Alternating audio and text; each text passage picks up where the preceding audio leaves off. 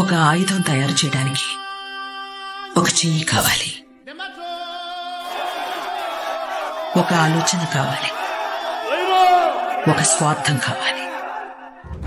కానీ విధ్వంసం రావడానికి ఒక అన్యాయం జరగాలి, ఒక ప్రార్థన చేయాలి, ఒక ఆక్రోశంతో పిలవాలి.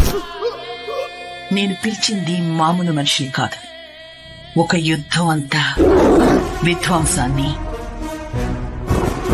నడిచే మారణాయుధాన్ని. విచ్చలవిడిగా నరికితే హింస పాచి, విచక్షణతో నరికితే ధర్మం. మొదటిది వాళ్ళు చేశారు, రెండోది వీడు చేస్తాడు.